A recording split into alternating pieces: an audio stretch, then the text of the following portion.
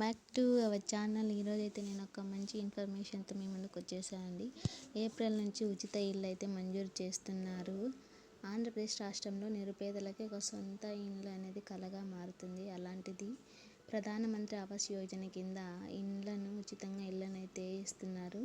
దీనికి ఇప్పటికే దరఖాస్తులు అయితే అప్లై చేసుకున్న వాళ్ళకి ఇల్లు శాంక్షన్ అయిందా లేదా అనే విషయాన్ని తెలియజేశారు. ఈ విధంగా మనకి కేంద్ర ప్రభుత్వం సెంట్రల్ గవర్నమెంట్ ఇళ్ళని ఏప్రిల్ నెల నుంచి మంజూరు చేయడానికి అయితే సిద్ధంగా ఉందండి. మొత్తము 10.42 లక్షల దరఖాస్తులు అయితే వచ్చాయి. అందులో 8.29 లక్షల మంది వాళ్ళకు ఉన్న స్థలంలో ఇల్లు నిర్మించుకోవడానికి దరఖాస్తు చేసుకోగా, మరికొంతమంది స్థలం కోసం దరఖాస్తు చేసుకోవాలని, మరికొంతమంది ఇల్లు స్థలము 2 కావాలని దరఖాస్తు చేసుకున్నారు. వీరిని విభాగాలుగా విభజించి మొత్తం ఈ క్రమంలో 60,000 మందిని అనర్హులుగా గుర్తించడం జరిగింది. మార్చి 3వ వరకు ఈ పరిశీలన అనేది జరుగుతుంది.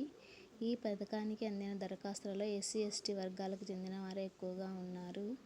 మనకి ఏ కేటగిరీకి ఎన్ని దరఖాస్తులు వచ్చాయనే విషయాన్ని కింద పొందుపరిచారు.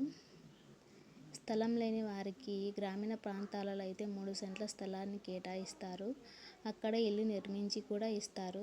అలాగే సొంత స్థలం ఉన్న వారికి అయితే ఇల్లు నిర్మించుకోవడానికి అవసరమైనటువంటి ఫినాన్షియల్ సహకారాన్ని అందిస్తారు.